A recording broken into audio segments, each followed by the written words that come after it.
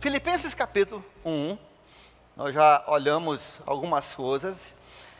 E uma das lições principais do primeiro capítulo que nós descobrimos é que, na verdade, tem duas lições, eu acho que importantes. Uma é que às vezes aquelas coisas que são adversas, coisas que parecem ser ruins em nossa vida, na verdade são bênçãos mascaradas, né? Bênçãos que nós não imaginamos. Paulo foi preso em Roma, esperando ali o seu momento na justiça, no tribunal, no fórum de Roma. Mas mesmo sabendo que ele poderia ser morto, ou poderia ser solto, ele entendia que Deus havia, através daquele evento, permitido que ele evangelizasse os soldados da guarda pretoriana, que eram justamente os guardas, os soldados da onde o imperador escolhia os seus generais para ir fazer as suas conquistas em toda parte do mundo. E que é bem possível que o evangelho chegou na Britânia, na Europa, através de algum desses guardas que Paulo evangelizou enquanto estava ali acorrentado aos soldados. Então, por isso, como a missão de Paulo era evangelizar todo mundo conhecido da época, então para ele isso foi uma vitória. Porque vitória é alcançar o nosso objetivo. Tipo assim, me falaram que o Vasco ganhou, foi?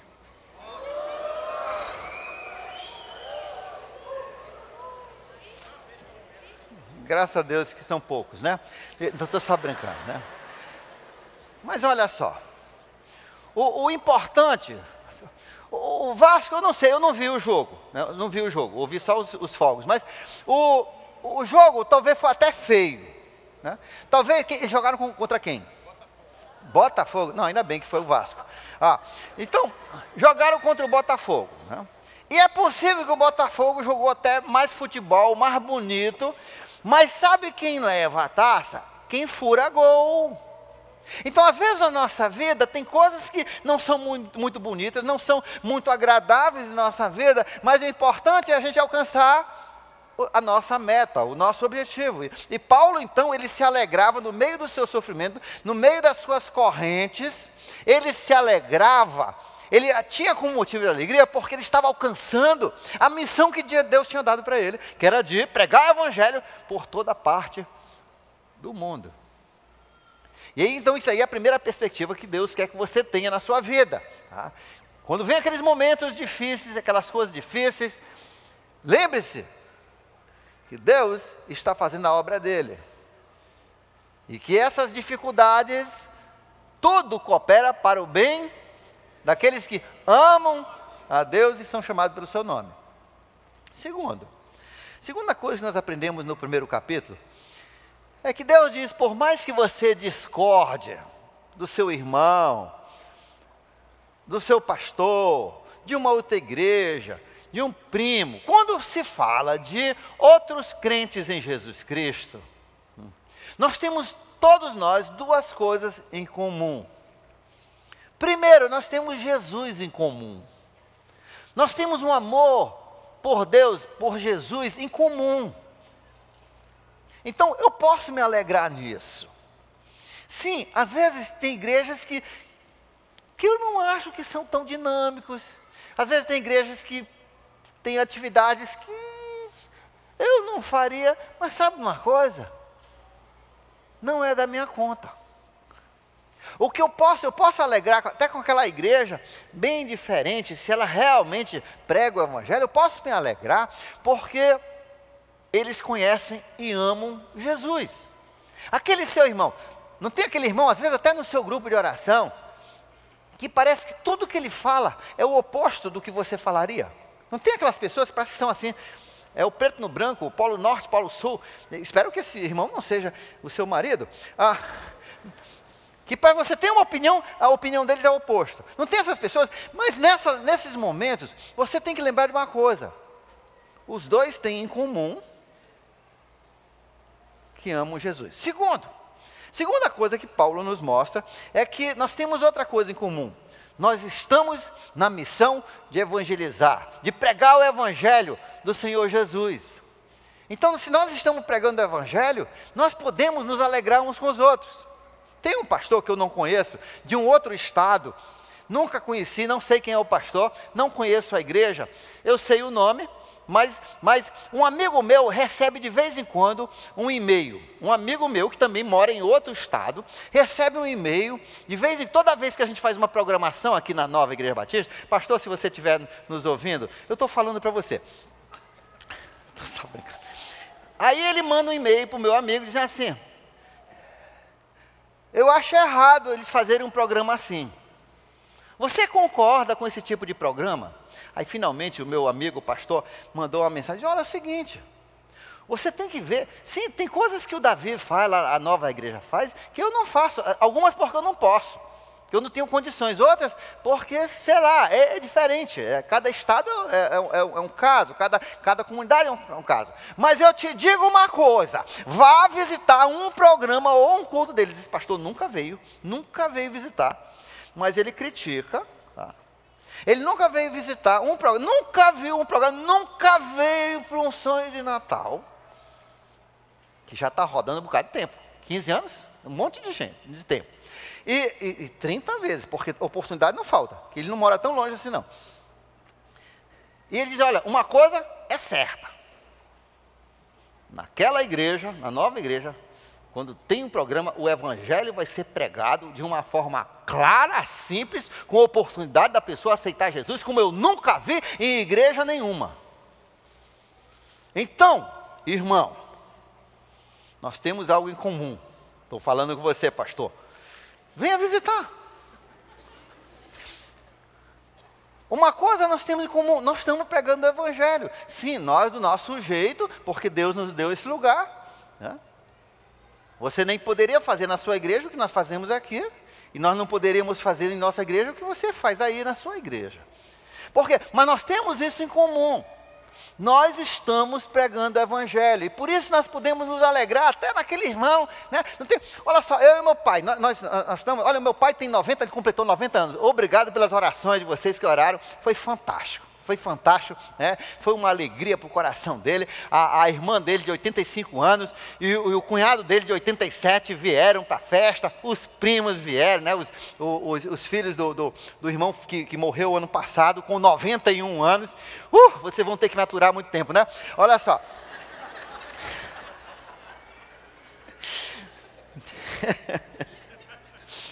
É assustador. E eu e o meu pai, nós temos metodologias muito diferentes, muito diferentes. Conhece meu pai, eu já ouvi até pastores chegar com meu pai e dizer, mas você acha certo aquilo que eles fazem? E olha, eu não me meto lá na igreja do meu filho e ele não se mete na minha igreja, né? Ele diz assim, e olha, Deus está abençoando ali, né? E assim, meu pai e eu temos uma diferença. Meu pai, agora que ele viu que o tempo é pouco, ele evangeliza, ele leva uns panfletos, aonde ele vai, ele dá o panfleto, e eu vi ele dar, e todo dia ele dá tanto panfleto, ele sai com uns 10 panfletos todo dia, e só para quando dá tudinho. Ele fica procurando aquela pessoa, fala com ele, dá o panfleto, fala com ele, 90 anos. Nós temos isso em comum, e às vezes ele faz diferente. Eu ouvi ele dizer para um cara assim, ele deu o panfleto e diz, olha, eu queria falar um pouquinho com você, sabe? Ele diz, eu sou ateu. Ele disse, sim, mas você não vai ser 2 segundos depois de morrer. Então ouça aqui o que eu vou falar.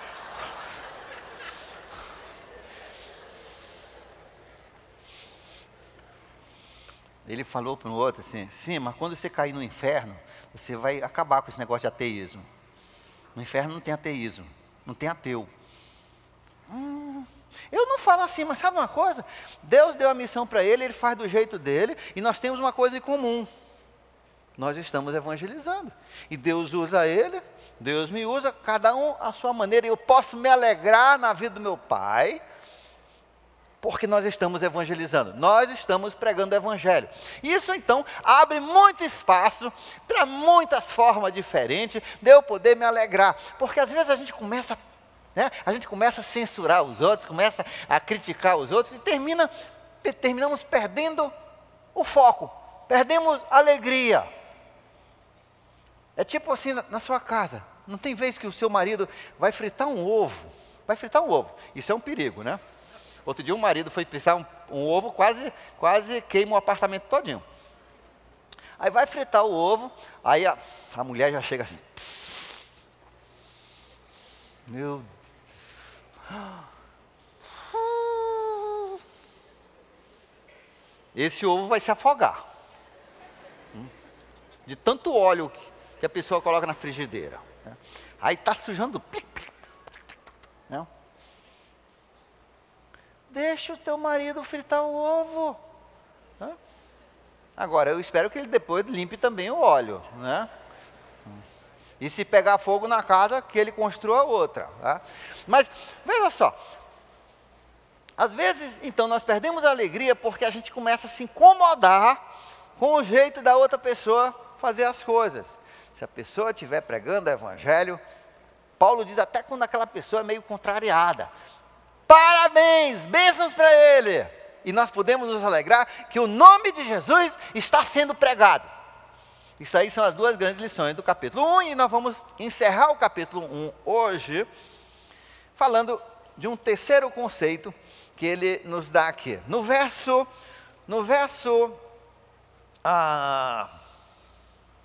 23. Perdão, no verso 22. Nós paramos a última mensagem de Filipenses naquele versículo que diz assim: para eu viver é... Vocês estavam presentes? Tá. Para eu viver é... E para eu morrer é... me lembrei agora. Tá? Olha, e como é que vai ser agora no Festival da Palavra, que você vai ter que decorar uns 60 desses? Para eu viver é... E para eu morrer é... lucro. No verso seguinte, ele diz, o apóstolo Paulo diz, caso, porque ele estava ali, ele podia morrer, podia viver. Ele podia ser condenado à morte, ou ele podia ser libertado, né? Caso continue vivendo no corpo, eu gosto desse versículo. Olha só como esse versículo é importante. Talvez você leu e nem viu, uma grande bênção aí. Caso continue vivendo no corpo, por que isso é uma verdade importante? Porque Paulo está dizendo aqui que se você é crente em Jesus Cristo, você é filho, você aceitou Jesus como seu Senhor e Salvador, você vai continuar vivendo no corpo ou sem corpo, mas você vai continuar vivendo. Você entendeu? Isso não é fantástico? A semana passada, 2 irmãs nossas pegaram o ônibus para o céu. Uma um pouco mais de idade, uma mais nova, e foram para o céu. Continuam Vivinhas da Silva, ou Araújo, ou não sei o sobrenome delas, Ferreira, mas estão vivinhas. Sim, não estão com esse corpo, mas estão vivas. E Paulo quer que você entenda isso. Isso é motivo de alegria. Você está aqui para toda a eternidade. Olha para a pessoa do seu lado. Pergunta, você é crente? Não, de verdade, fala a verdade. Você é crente mesmo? Crente.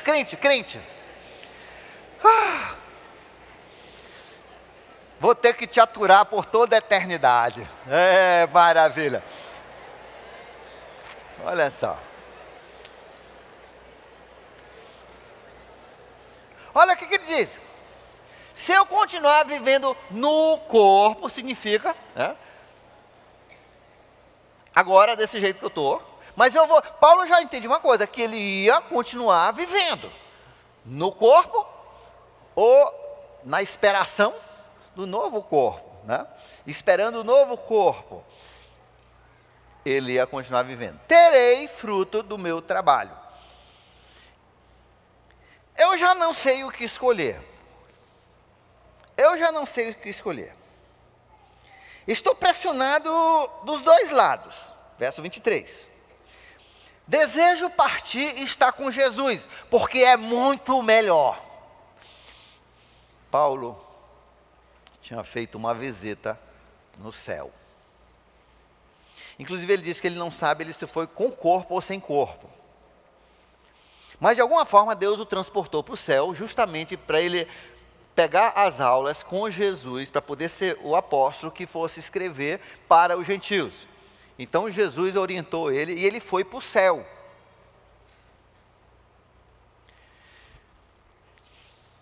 Mas Deus não deixou ele escrever muitas coisas que ele viu e ouviu.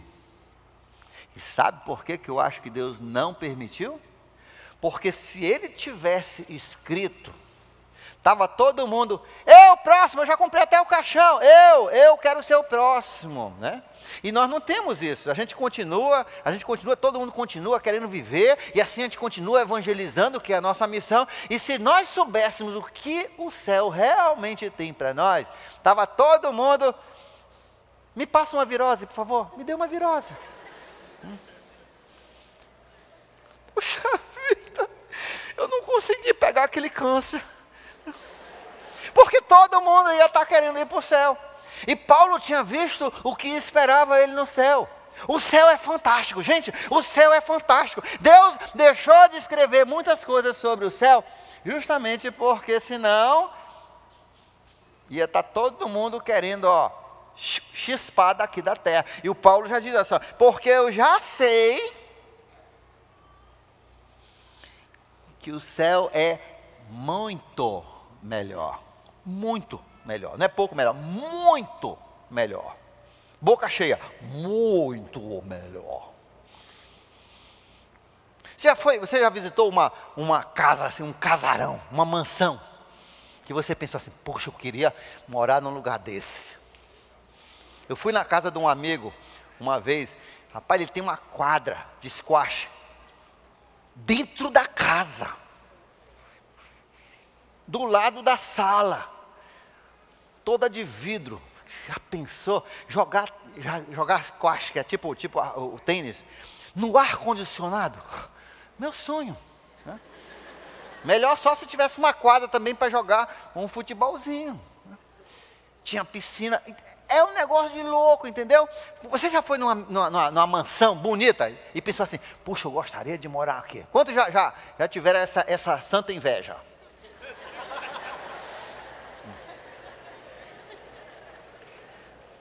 Mas deixa eu falar um segredo para você. Por mais bonito que tenha sido a casa que você visitou e você cobiçou, quando você vê o que Deus preparou para você, você vai dizer, vixe, eu estava querendo naquela época, eu estava cobiçando uma casinha. Sabe o que é casinha no interior? Aquele lugar que não, tem um buraquinho assim. Não.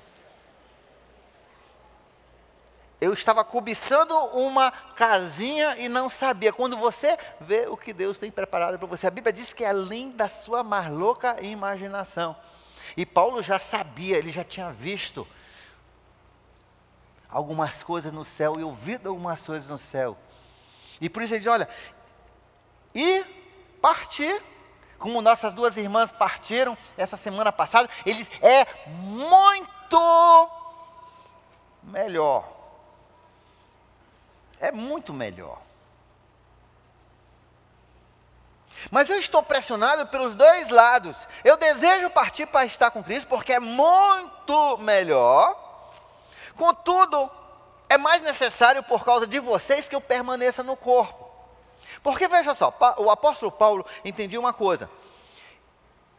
Eu vou viver para sempre, como ele vai viver para sempre, como você que tem Cristo vai viver para sempre. Isso não tem, resolva isso logo hoje à noite, vá ali naquela salinha no final, vá falar com alguém, eu quero ter Cristo na minha vida. Resolva isso hoje, não vá para casa sem essa certeza. Da sua vida eterna, do seu perdão, da sua aliança com o Senhor Jesus. Então, Paulo diz, mas eu entendo que a minha missão, veja só, a minha missão em toda a eternidade, o meu trabalho é aqui e agora. A minha missão, o meu trabalho é aqui, é evangelizar, porque tem um pouco mais de 6 bilhões de pessoas. Desses daí, você talvez 5 bilhões não tem Cristo ainda. E quem é que tem o segredo da vida eterna? Eu e você, nós temos esse segredo. A nossa missão agora, nós vamos trabalhar por um pouquinho de tempo, uns pingos de água no oceano do tempo da eternidade, e depois disso é só férias. É só férias. Mas nesse momento nós temos que trabalhar. Por isso que ele não pode tirar muito. Outro dia eu ouvi um cara que com 42 anos aposentou. O que ele vai fazer do resto da vida? 42 anos aposentou. E vai ficar descansando até morrer. O que é isso? Já pensou se ele vive 90 anos com meu pai? Vai passar mais tempo. Não, aposentadoria no céu. Aqui nós estamos para trabalhar. É durante esse pequeno período de tempo que nós temos antes da vinda de Jesus, durante esse tempo que nós temos fôlego, essa matéria que dói, né?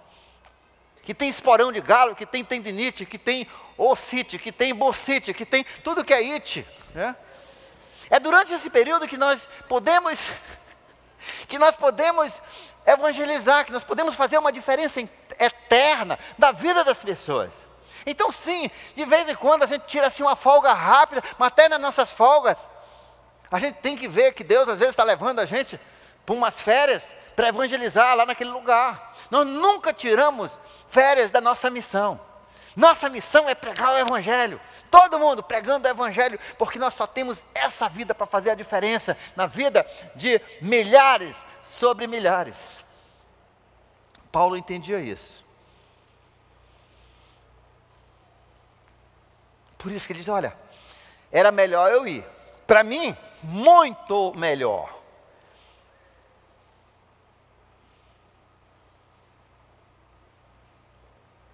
Mas é melhor para o mundo?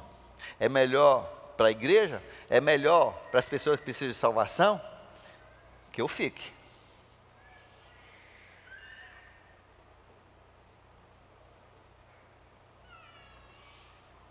E por isso, entendendo isso daí, entendendo que, na verdade, você não está aqui para curtir a vida, você não está aqui para curtir o choro de um bebê, você não está aqui para curtir as riquezas, né? Porque as melhores coisas aqui são uma casinha lá no céu. Eu estou falando de banheiro lá fora, no meio do mato, né? Para quem não sabe o que é casinha. Um toilette no meio dos mucuins. Então, nós podemos ter alegria, mesmo quando as condições são adversas, porque nós estamos fazendo algo que nunca mais, em todo o tempo da eternidade, nós vamos ter oportunidade de fazer. A oportunidade de pregarmos o Evangelho é uma oportunidade única. E por isso que mesmo quando os nossos pés doem, nossos joelhos estão bichados, nossos ombros estão doloridos, quando está tudo quebrado, nossas emoções, nosso coração está partido, os músculos estão rasgados, dor de cabeça, zumbido no ouvido, eu não sei qual a bichação que você tem, mas mesmo assim, nós continuamos com alegria a entender que eu tenho essa chance. Meu pai com 90 anos entende que ele só tem essa chance, e todo dia ele pensa assim, pode ser meu último dia. E você tem que pensar assim, porque são poucas pessoas que chegam a 90. Pode ser meu último dia e eu quero fazer jus. Eu quero fazer jus à minha missão. Eu quero fazer o meu máximo. Pode mais uma pessoa conhecer Jesus e entrar na vida eterna. Pelo meu dia que eu vou viver hoje. Pela mensagem que eu vou pregar. E nisso eu tenho alegria até no meio das minhas dores, das minhas dificuldades, dos meus problemas. Convencido disso, verso 25, sei que vou permanecer e continuar com todos vocês para o seu progresso e alegria na fé. Na verdade, esse verso 25, ele diz assim,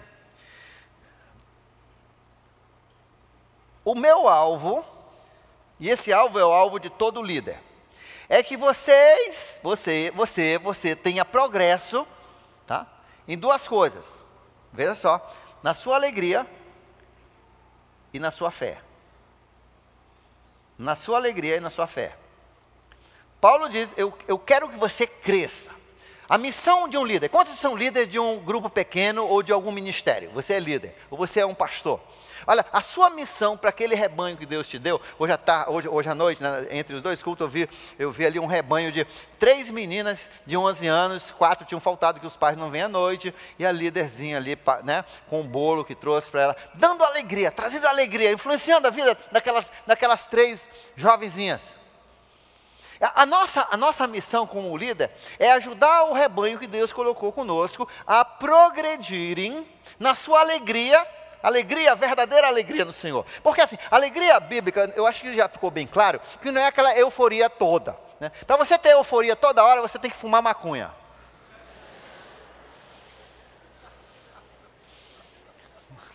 Por favor, eu não estou sugerindo isso, que isso é até proibido, né? Só no Colorado que você pode fumar maconha aí na Holanda, né? Eu estou dizendo que a alegria verdadeira não é você ficar todo... Se for por isso, os bêbados estão tudo alegres, né?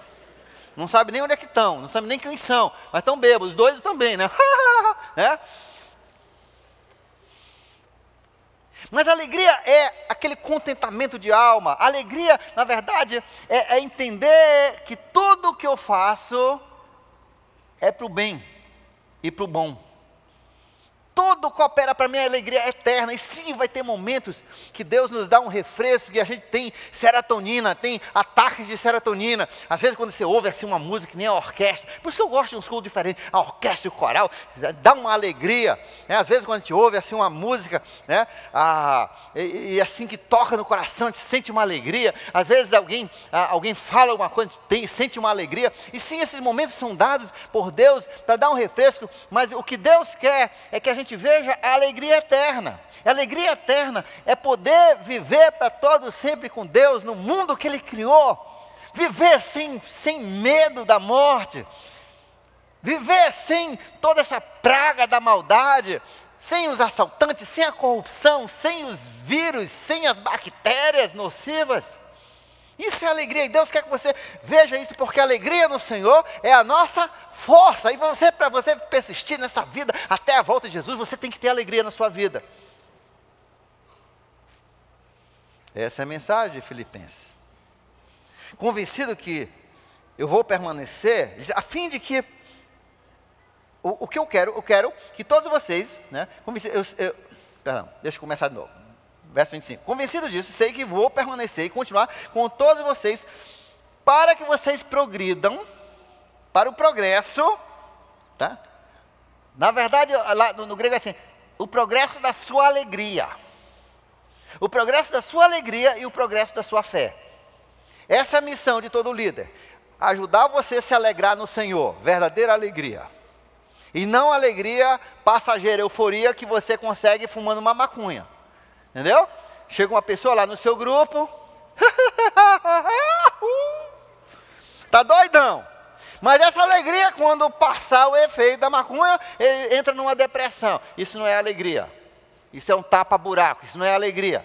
E a missão do líder é dizer, não, irmão, não precisa fumar essa maconha, não precisa disso. Você pode largar isso aí. A sua alegria tem que ser no Senhor. E você começa a ensinar essas coisas, e daqui um pouco ele não precisa mais da maconha. Entendeu? Ele não precisa mais daquelas diversões que antigamente ele precisava como um vício, para poder gerar dopamina e serotonina na sua vida. A alegria dele passa a ser uma verdadeira alegria que provém do Senhor. Essa é a tarefa do líder, ajudar o seu rebanho a progredir na alegria e na fé. A ter mais e mais fé. A entender que um dia isso vai tudo passar. Que sim, esses leves e momentâneos sofrimentos que passamos não são nada em comparação com aquilo que Deus tem preparado para você. Essa é a nossa missão. Essa é a minha missão com você. Ajudar você a progredir na sua alegria. Crescer na sua alegria no Senhor. De curtir o Senhor. De curtir sim no meio das tendinites, dos esporão de galo, dos joelhos bichados, sei lá o que você tem, de você entender que nós temos uma alegria que nunca se apagará, e que nós temos a missão de passar isso para aqueles que ainda não têm essa esperança. E segundo, crescer na fé. A fim de que pela minha presença,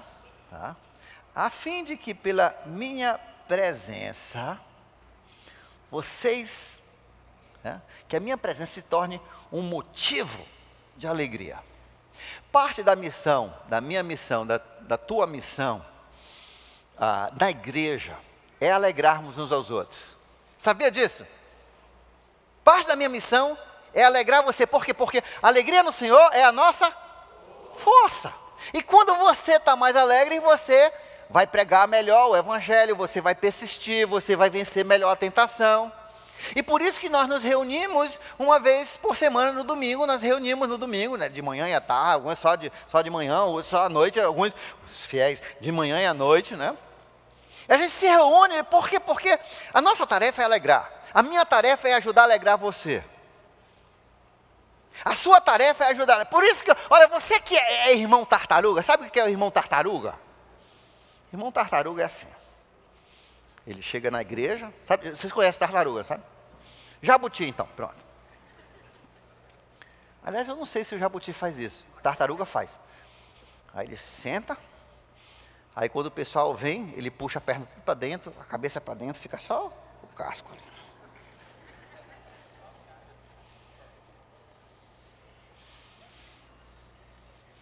Olha, irmão tartaruga, numa igreja de alegria, não funciona.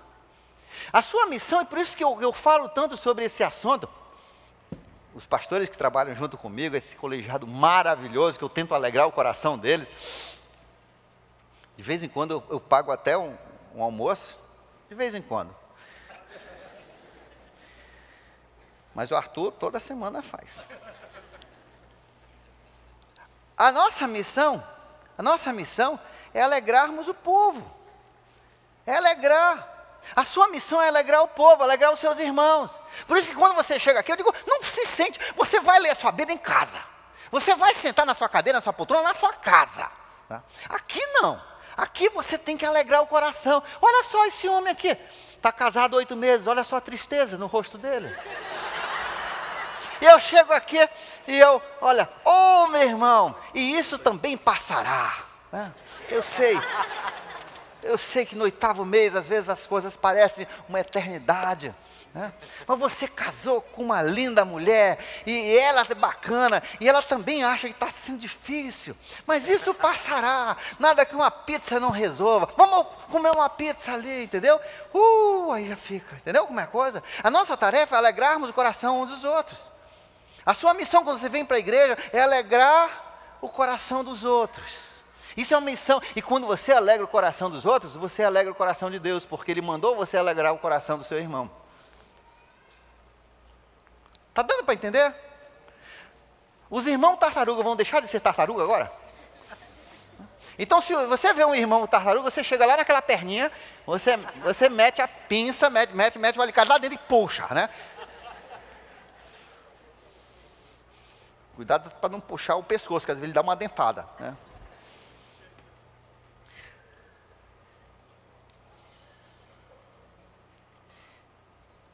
Para que, por minha causa, transborde a alegria de Cristo em sua vida. Eu quero ser... Nós temos aquela música que diz, eu quero ser uma bênção para você. Nós vamos mudar agora a letra. Eu quero ser uma alegria para você. Tá? É uma alegria, nós queremos ser uma alegria. Como é que nós podemos ser uma alegria? Vamos conversar com os filhos. Quantos moram em casa? Seus pais pagam as suas despesas. Quantos ainda moram em casa, come da mesa da mamãe, né? Da vovó, da tia, não sei quem é a sua mãe, seu pai, mas você é isso, olha só. Estou falando com você agora, olha só essa maravilha. Pode baixar o braço. Porque na próxima pergunta você não vai querer estar com o braço levantado. Olha só o que Deus diz. A Bíblia diz, no livro de Provérbios 29, 17 e 10, 1, e em muitos outros lugares, deixa eu repetir, em Provérbios 29, 17 e Provérbios 10, 1, e em muitos outros lugares, ele fala pelo positivo e fala pelo negativo, rei Salomão. Ele diz, filho, sabe o que mais alegra o coração do seu pai? Quando você obedece.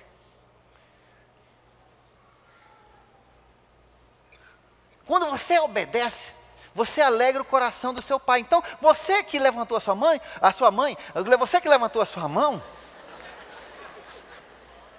você só tem que alegrar o coração do seu pai obedecendo. Você alegra o coração lá da sua avó que queria você obedecendo.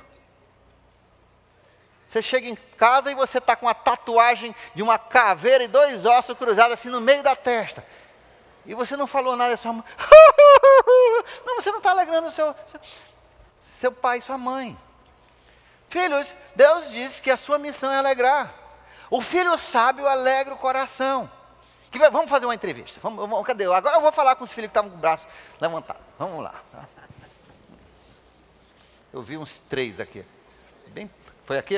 Está aqui. Me diz uma coisa. O que deixa a sua mãe chateada, triste contigo? Uma coisa que você faz, que ela, não faça isso, meu. Quando eu bagunço o quarto. Quando você bagunça o quarto. Mas é difícil organizar o quarto, não é não? É difícil. Mas sabe uma coisa? Você faz isso porque Deus manda você alegrar a sua mãe. E quando você ajeita o seu quarto, pelo menos assim, mais ou menos, né? Isso alegra o coração dela e, portanto, Deus se alegra em que você se tornou um motivo de alegria para sua mãe. Deu para entender? Vamos a outra pessoa aqui. Quer conversar comigo? O que a sua mãe fica chateada, seu pai fica chateado com você? Quando você faz o quê? Eu demoro a fazer a meditação. Quando você demora a fazer a meditação. Enrola. É difícil. É assim, é? Aí, faça, meu filho, faça. Você quer ser um top kid? Quer. Oh, difícil. É. Mas sabe quando você faz a meditação? Isso aqui é teu pai, é? É? É tua mãe? É? Eles ficam muito felizes. Olha só o sorriso. Olha só, estão sorrindo. Só em falar em meditação eles ficam felizes. É? Então, quando você faz isso, eles ficam felizes. E quando eles ficam felizes, Deus fica feliz com você porque você alegrou o coração do seu pai e da sua mãe.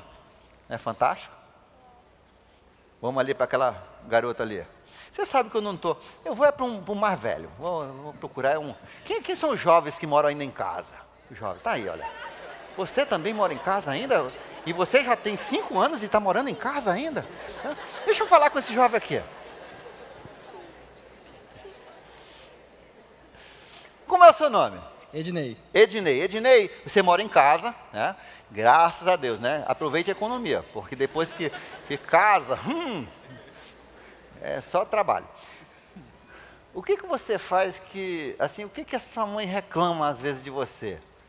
Às vezes quando eu deixo de lavar a louça depois de comer. Mas é muito chato, né? Eu lavei muita louça na minha vida e eu fiz assim uma decisão, você pode fazer. Olha, enquanto eu estiver em casa, eu vou alegrar o coração da minha mãe, eu vou lavar a louça quando ela mandar, só quando ela mandar. Mas quando eu casar, a primeira coisa que eu vou comprar, antes de ter cama, antes de ter fogão, antes de ter geladeira, vai ter uma lavadora de louça. E eu fiz isso. Minha esposa, não quero lavadora não. Mas, pois é, não tem problema não. Você não quer, mas eu vou comprar. Eu vou comprar. Aí, se você quiser ficar lavando a mão, você lava. Mas eu também não vou ter mais consciência pesada. Não vou lavar mais louça.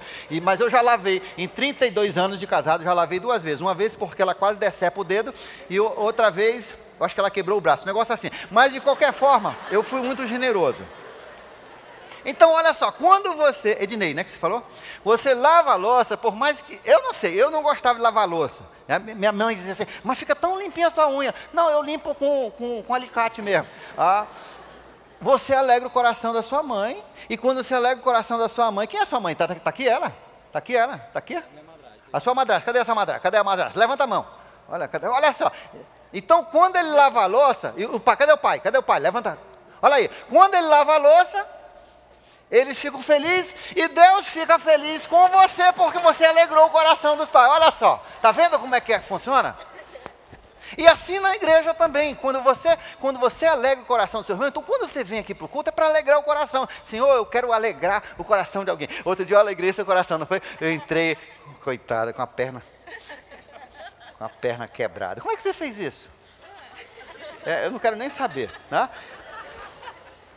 A primeira coisa, quando eu vi ela com a perna quebrada, né? Isso é tão chato, né? Ainda mais quando alguém é ativo, que nem você. Aí eu assinei aqui. Ainda está aqui. Olha só. Perna de guerreira. Deus te abençoe, pastor Davi. Sabe por que eu fiz isso? Porque eu entendi que ela precisava naquela hora de uma alegria. Entendeu? Então essa é a nossa missão. Por quê? Porque a alegria no Senhor é a nossa força. Você pode ajudar o seu irmão a vencer uma tentação, a vencer uma barreira, a não chutar o pau do barraco, naquela hora de ansiedade. Por quê? Porque você foi um instrumento de Deus para trazer alegria na vida do seu irmão. Então, isso é parte da nossa missão. Nossa igreja tem essa qualidade e nós queremos aumentar essa qualidade. Porque havendo essa qualidade em nós, mais e mais, vai ser uma bênção para todo mundo que entra por essas portas. Por todo mundo que se encosta em algum novense ou nibense. Vai ser uma bênção. Que vai abrir as portas do céu para muitas pessoas. E vai ajudar aqueles que já estão dentro dos caminhos do Senhor a permanecerem. Vamos falar mais. Tito capítulo 2, verso 10 diz: quantos aqui trabalham empregado? Você trabalha empregado, você tem um chefe. E eu não estou falando das mulheres que o chefe é o seu marido. Isso é casamento. Você não recebe 13º, não recebe nada, né? A Bíblia diz que você deve alegrar o coração do seu empregador.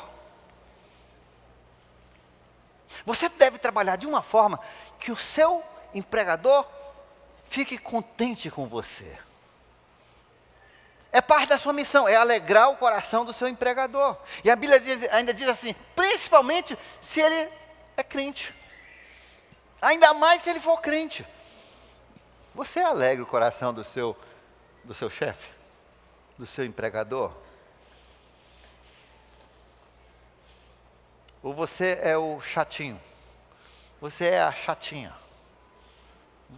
Deus quer que você alegre, porque a Bíblia diz que se eles não são de Deus, isso vai abrir a porta dele, a vida deles, o coração deles para o Evangelho. Se eles forem crentes, vai ajudá-los a cumprir a missão deles, porque a alegria no Senhor é a força do cristão. Então, você como um subordinado, alguém na sua empresa, alegre o coração. Você que é o empregador, alegre o coração dos seus subordinados. Tito capítulo 3, verso 8, diz que todo mundo tem que alegrar uns aos outros. Na igreja a gente está aqui para alegrar uns aos outros. E uma das formas que nós podemos fazer isso aí é cumprimentar, falar. Todo mundo gosta de um abraço, gosta de um aperto de mão, gosta de um... E olha, o que diz em Provérbios capítulo 15, verso 30, nos explica que um sorriso aberto, um sorriso, ele alegra o coração. Alegra. Olha para a pessoa do seu lado. Dê um sorriso bem grande. Olha, isso não alegra o coração? Aquele casal ali já tacou 3 beijos na mensagem hoje à noite, é uma alegria danada, né? Não vou falar que é um dos pastores aqui da igreja. Alegra o coração quando a gente sorri. Né? Sorria, meu bem, sorria. Você lembra dessa música? Música mais besta. Mas olha, a mensagem é boa, né? Sorria. Sorrir, você sorrir para as pessoas. Aqui a nossa igreja, ela transmite alegria. Nós temos pelo menos 2 casos onde a pessoa terminou aceitando Cristo por causa do sorriso do pessoal que estava cantando no coral. Incrível, né? Mas Deus ensina isso. Isso faz parte do nosso cristianismo. Tá? Nós vivemos esse cristianismo. Então, agora quando você vem para a igreja, você vem falando com todo mundo. Olha, tartaruga, nunca mais. Sorrindo, tá? Sorrindo. É o jabuti que não consegue puxar, né? Não é isso? O jabuti não consegue. Então aqui, jabuti sim. Jabuti é um pouco devagar, mas sempre cumprimentando as pessoas. Né? E jabuti sorridente. Tá?